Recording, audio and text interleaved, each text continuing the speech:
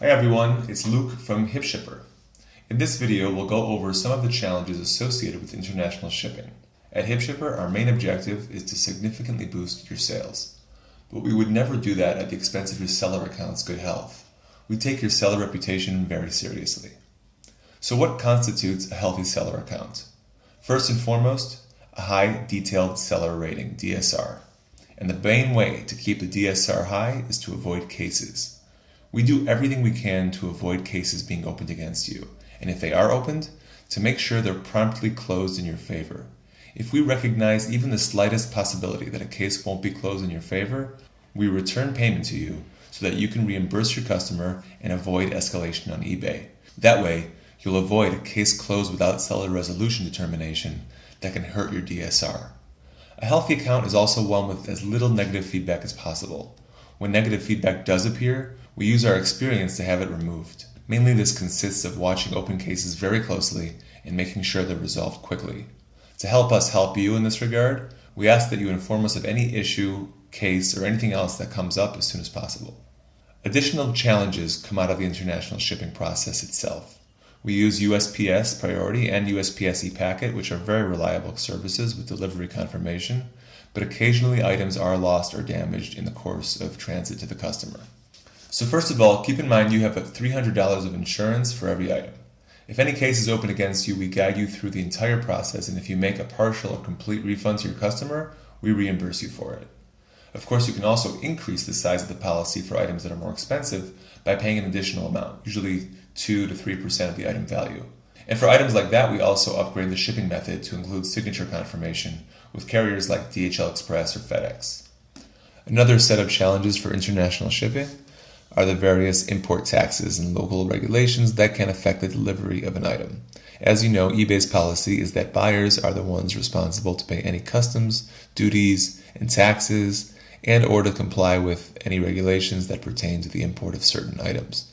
That's all on the buyer.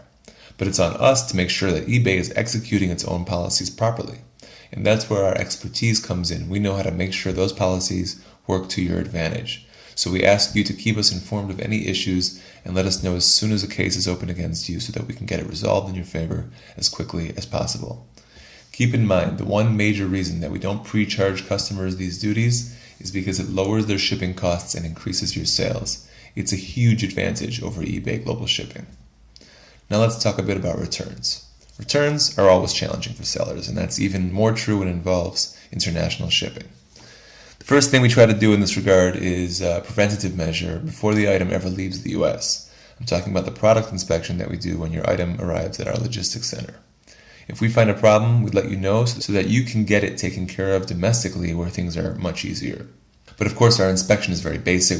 We don't open the manufacturer box itself. We just make sure there's nothing immediately or apparently wrong about the order. And regardless of inspections, there are all kinds of other reasons a customer might claim that an item is not as described.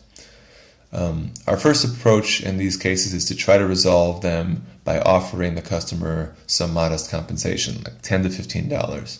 And in 95% of cases, the customer is satisfied and this puts the matter to rest. Some customers don't accept the compensation, and of course, some items are just more expensive than the compensation we recommend offering. So in those cases, we employ a time-tested workflow that lowers the chance of return to very manageable numbers, less than 1 in 2,000 items. Under this workflow, you'll ask the customer to request a return through eBay. Then you'll issue the customer a payment via PayPal for return shipping. It's like a voucher you're giving them for return shipping.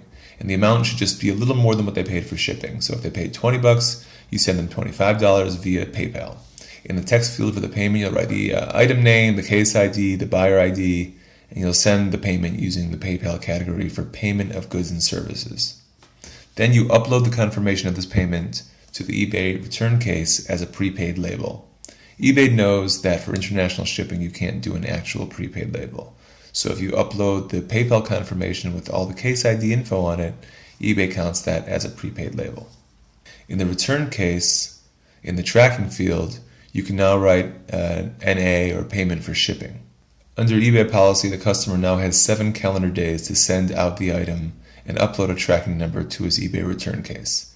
If the customer doesn't upload a tracking number within a week, and the vast majority don't, You ask eBay to close the return case, and eBay closes it in your favor. And since the case was closed in your favor, the customer cannot leave negative feedback. Finally, once the eBay case is closed, you can also choose to request a refund for the shipping costs you sent to the customer via PayPal, since the customer didn't use the money for its purpose and returned that item to you.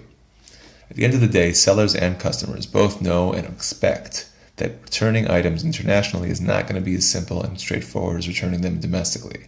These managed expectations, combined with our deep familiarity with both eBay and PayPal return policies, allow us to minimize your business costs of returns to negligible levels without affecting your DSR or incurring negative feedback. Keep in mind, again, after a case is closed in your favor, the buyer can't leave feedback. Again, the key to all of this is just to keep us in the loop and let us use our expertise to help you.